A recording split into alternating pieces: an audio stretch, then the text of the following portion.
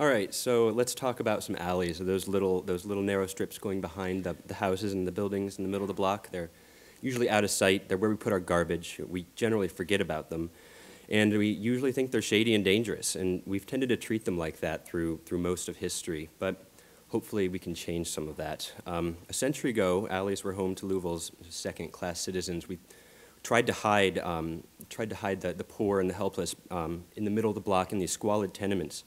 And we wanted these people out of sight, and the alleys were one way to do that, for better or worse. But today, in pop culture, we tend to romanticize what an alley means, whether we whitewash the true history of the alley, like a theme park like this, or we coat it with grit and crime in movies. But when it comes down to it, it's the gritty alley still tends to capture what it means to be in a big city. But beyond Hollywood, how do we really experience alleys? Like, for those using alleys every day, they can be pretty routine spaces. A place to set out the trash and talk to the neighbor, a shortcut through the block, or as you see here, a hangout for a workday smoker behind the Starks building. But still, more alleys are disused and forgotten places where trash builds up and dumping sometimes happens, and it can be rare to see another person. But whether we're talking about alleys in the cities or the suburbs, there are hundreds and hundreds of miles of these things that run all through the city. And they create this really rich, second, finely grained grid all over the older parts of the city. So the question really is, how do we better use these alleys? What can we do with these forgotten spaces? And can we rely more on them for beyond their functional role? Like we'll put our trash out and we'll run our utilities back there. We may see our neighbors once or twice.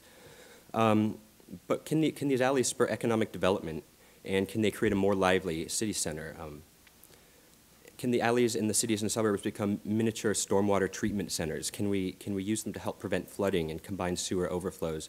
All while bolstering community pride, safety, and a real sense of place. It's not difficult to find alleys that have been put to good use all across the country. In New Orleans, they've been using alleys to create pedestrian-scaled retail and housing options with a real sense of place and character that draws people in from the street. It's all about the details and how you approach designing these alleys, from the lighting to the paving to the architecture that borders them. Along side lanes in Philadelphia, townhouses line alley courts that are barely wide enough for a car to fit through, but it's interesting to watch. They actually do. And these alleys are quiet, and they're lined with trees and landscaping. They aren't dirty, they aren't scary, and they foster a real community that takes care of their space and has a real pride in it. But the first step in reclaiming an alley is to give the alley a name, and Louisville was lucky. In the 1950s, Mayor Farnsley began naming alleys. You might know Billy Goat Strut or Baseball Alley in Old Louisville. And these identities make unfamiliar spaces recognizable. They make them real, and we should really continue to celebrate those names. But looking closer at Louisville, there's a great alley in Paristown called Lambton Alley, where you have this quaint row of historic houses sharing the alley with garages, and it's a really interesting counterpoint to the townhouses that we just looked at in Philly.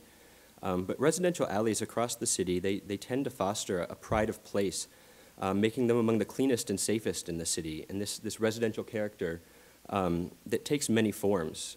In Louisville, there's a mix of traditional houses and carriage houses and flats placed above garages, and whimsical architecture that would seem out of place if it were built on the front street.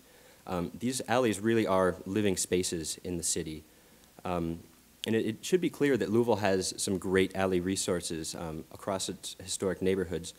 And so we need to figure out how can we invest in these alleys to inspire community, to improve the environment, and to spur economic development. And you can start by looking down. A lot of alleys across town are filled with potholes, they have drainage problems, and they need to be repaved. So we can start by looking there. And Chicago offers a great example there, one of the pioneers of this green alley infrastructure movement.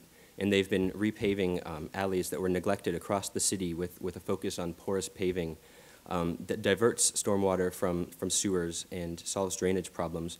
And it creates a greater condition that people are more likely to keep clean on their own. You can see the before and after picture here. It's pretty dramatic. In green alleys, they take a lot of different forms. They can be paved with porous asphalt, porous concrete. They can have pavers or engineered grass. The key is that all of these materials soak up water and they divert it from the sewer system. And cities from Sacramento to Vancouver, they've all shown that these alleys can stand up to trucks and traffic, and they hold up over time. So one of my favorite examples that's coming up here is from Detroit. It's a green alley that two local businesses dreamed up in 2008 on an abandoned-looking alley it looked unsafe and nobody was using it, had drainage problems.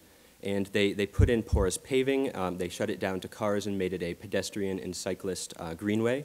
And they put in plants and landscaping and educational signage to say exactly what they've done. And they've really inspired a sense of community.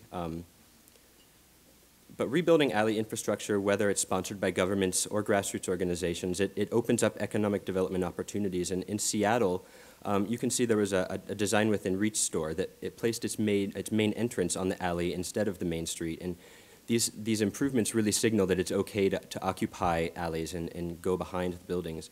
And it really, when it comes down to it, it's about doubling the retail frontage of a commercial alley. And Louisville has a lot of commercial alleys across its downtown and in neighborhoods like the Highlands that we could really be creating pedestrian spaces and increasing the amount of retail that we see. But other alleys in downtown that have parking garages next to them, could we, for instance, take a few parking spaces away and put in retail spaces like on this alley leading to 4th Street Live from 5th Street?